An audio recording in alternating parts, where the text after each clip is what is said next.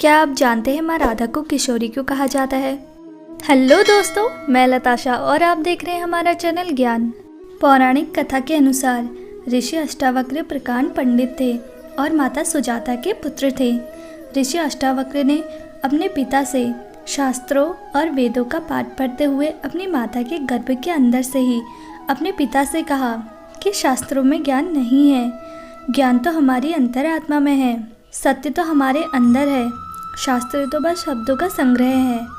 यह सुनकर ऋषि को क्रोध आया और उन्होंने अपने ही पुत्र को श्राप दिया कि जो अभी गर्भ में है उसने मुझे ज्ञान में चुनौती दी है, इसके अंग टेढ़े होंगे। इसी कारण ऋषि अष्टावक्र 8 अंगों से टेढ़े थे। ऋषि अष्टावक्र जहाँ भी जाते तो उनके टेढ़े अंगों को देखकर लोग हंसने लगते थे। इस कारण ऋषि अष्टावक्र क्रोधित होकर श्राप दे दिया करते थे।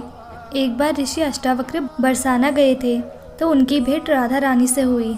राधा भी ऋषि को देखकर मुस्कुराने लगी।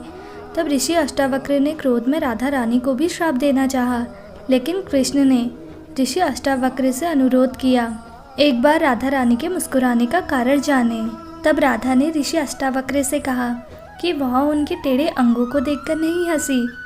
राधा ने कहा, आपके अंदर मुझे परमात्मा के दर्शन हो रहे हैं। परम ज्ञान और सत्य की अनुभूति के कारण मैं आनंद से हंस रही थी। ऋषि अष्टावक्र राधा की बात सुनकर बहुत प्रसन्न हुए और उन्होंने राधा को आजीवन किशोरी रहने का वरदान दिया। इसीलिए राधा को किशोरी नाम से भी जाना जाता है। एक बार कृष्ण ने राधा से कहा कि सभी गोपियाँ मुझे तुम्हारे समान ही प्रेम करती है। ये सुनकर राधा को क्रोध आ गया और उन्होंने कृष्ण को चुनौती दे डाली। उन्होंने कृष्ण के चारों तरफ एक रेखा खींचकर कहा कि तुम मुरली बजाओ और मुरली की आवाज़ सुनकर जो भी गोपी तुम्हें मेरे समान प्रेम करती होगी केवल वही इस रेखा के अंदर आ सकेगी, नहीं तो इस रेखा को छूते ही वह भस्म हो जाएगी। कृष्ण ने कहा ठीक है। उन्होंने मुरली बजाना शुरू किया। उनकी मुरली बजाते ही सभी गोपियाँ अपना अपना सब काम छोड़कर उनकी तरफ खींची आने लगी। सभी गोपियाँ उस रेखा के पास पहुँची। राधा ने देखा कि सभी गोपियाँ उस रेखा के अंदर आ गई और किसी को भी कुछ नहीं हुआ। सभी गोपियाँ भगवान को प्रेम से एकटक देख रही थी। उन्हें अपने शरीर की सुध-बुध ही नहीं थी। ये देखकर राधा कृष्ण के चरणों में बैठ गई और रोने लगी।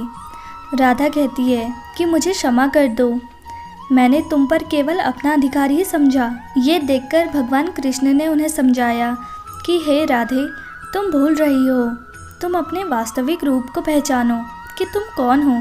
ज़रा इन गोपियों की तरफ ध्यान से देखो कि ये सब कौन है। तब राधा ने देखा कि सभी गोपियों में उन्हीं का रूप है। तब कृष्ण ने राधा से कहा कि मैंने बिल्कुल सही कहा था कि सभी गोपियाँ मुझे तुम्हारे समान ही प्रेम करती है। ऐसा इसलिए क्योंकि गोपियाँ भी तुम ही हो। इस धरती पर इतने रूपों में आई हो तुम। कृष्ण ने राधा की एक सहेली ललिता की तरफ इशारा करके कहा, ये गोपी अपने आप को ललिता कहती है, लेकिन वास्तव में देखो ये कौन है। राधा ने देखा कि ललिता में भी उन्हीं का रूप है।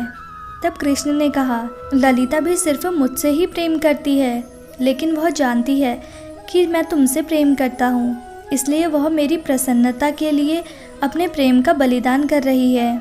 यहाँ तक कि वह हम दोनों को मिलाने का प्रयास भी करती रहती है। ये त्याग, समर्पण और निष्काम भक्ति प्रेम के ही रूप हैं, यानी तुम्हारे ही रूप हैं। तुम धरती पर प्रेम के सभी रूपों में आई हो, अपने वास्तविक रूप को पहचानो। ऐसी लीला करके भगवान श्री कृष्ण और राधा जी ने ये समझाने की कोशिश की है कि प्रेम केवल अपने प्रेमी को पाने का नाम ही नहीं है। प्रेम में त्याग, समर्पण और निष्काम भक्ति शामिल है। प्रेम में कोई उम्मीद नहीं होती, चाहे वह मिले या फिर ना मिले, और जहाँ उम्मीद होती है तो वह प्रेम नहीं, मोह बन जाता है। अगर आपको हमारी वीडियो पसंद आई तो प्लीज़ इस वीडियो को लाइक और हमारे चैनल को सब्सक्राइब करें।